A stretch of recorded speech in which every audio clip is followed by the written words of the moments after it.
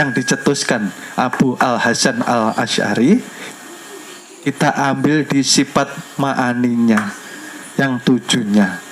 Dikatakan di situ di sifat 20 yang pertama sifat wajib Allah. Yang pertama wujud, artinya ada, mustahil tiada. Yang tiada ya ini manusia. Jadi manusia ketika merasa memiliki badan jasmani, dia dikatakan bid'ah. Inilah bid'ah yang hakiki. Sampean merasa ada, lalu merasa sampean bisa sholat, kita merasa bisa zikir, kita merasa bisa menjalankan ibadah, lalu minta imbalan pahala. Nah, lalu nanti ditukar dengan surga. Itulah pemikiran orang yang belum menjalani pelajaran yang sempurna. Pahamnya di syariatnya, belum paham di akidahnya. Oleh sebab itu perguruan menjelaskan wujud hakikinya tiada.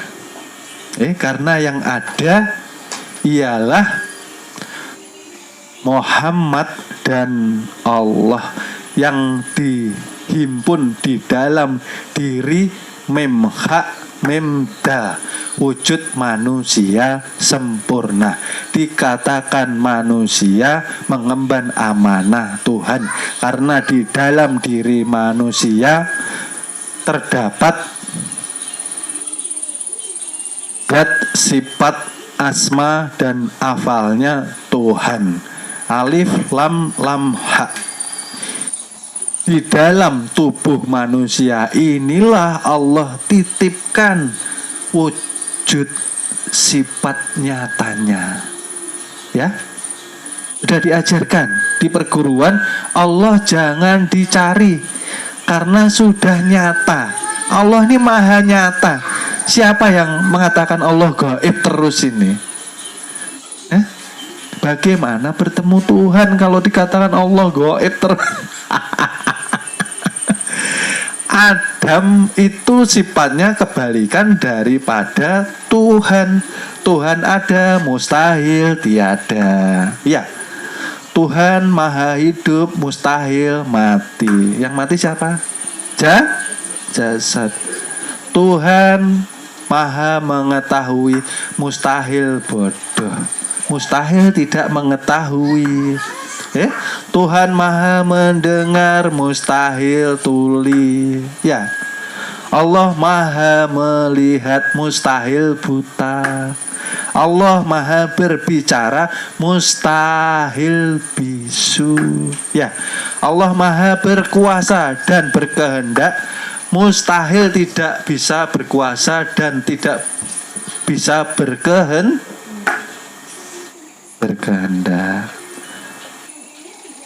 Lalu manusia punya apa sekarang? Tidak punya apa-apa. Betul. Oleh sebab itu, kalau manusia tidak mau mempelajari akidah, tidak mau mempelajari tauhid yang nanti menjurusnya ke makrifat, selamanya manusia tidak pernah bersih dari keakuan. Selama hidupnya syirik terus, bagaimana mau masuk surganya Tuhan? Sedang semua diakui, saya yang sholat, saya yang puasa, saya yang zakat, saya yang naik haji, saya yang umroh, saya terus. Ini loh, jasad bisa bergerak karena bertemu dengan ruh. Ruh inilah yang menguasai badan jasmani. Ya, ruh inilah dikatakan sifat ketuhanan. Ruh mewakili sifat laisa kamislihi. Bisa dilihat? Tidak bisa. Dicium? Tidak bisa. Ya. Bisa disebut? Enggak bisa, karena enggak ada wujudnya. Tapi nyata. Di mana nyatanya?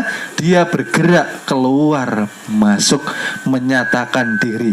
Akulah Tuhan, bernama Allah, yang berkuasa di dalam badan jasadmu. Oleh sebab itu perguruan mengajarkan tarki dan tanajul, ya, kembali dan menyatakan diri, mengisbatkan, ya. Di perguruan diajarkan ibadah Muhammad, ibadah hakiki, ibadah rohani. Yang mengetahui ialah hamba dengan Tuhannya. Okay? Ketika napas naik, artinya dia kembali ke Maha Suci. Dikatakan di dalam hati, isbatkan, itulah aku. Aku yang mengucapkan Tuhan, bukan manusia. Aku yang hidup, ini aku yang bergerak. Aku yang melihat melalui bola matamu. Aku yang mendengar melalui kedua telingamu. Aku yang mengeluarkan kalam dari ucapanmu. Aku yang berkehendak dan berkuasa melalui kodrat dan irodatku. Aku mengetahui semua ilmu melalui ilmuku, melalui pemahamanku. Betul? Oleh sebab itu, ketika tanazul, ketika turun napas, isbatkan di dalam hati, menyatakan bahwa yang nyata ada ialah Allah. Betul? Ini yang mengatakan Tuhan bukan manusia. Harus paham. Dan jalannya, sambungnya, konektivitasnya kepada Tuhan melalui rasa. Karena ruh yang hanya bisa merasakan adanya ketuhanan di dalam badan jasmani. Mustahil manusia mau ingkar ketika dia bernapas, dia tidak merasa bersama dengan Tuhannya. Berarti dia belum belajar ilmu mengenal diri. Ketika Bapak Ibu bernapas, Allah menyatakan 7 sifatnya. Oleh sebab itu dikatakan kita selalu bersama Tuhan. Bukan kita menyatu dengan Tuhan. Karena kita hamba. Allah itu Tuhan, tidak bisa bersatu. Belajar ilmu makrifat bukan untuk menyatakan diri menjadi Tuhan.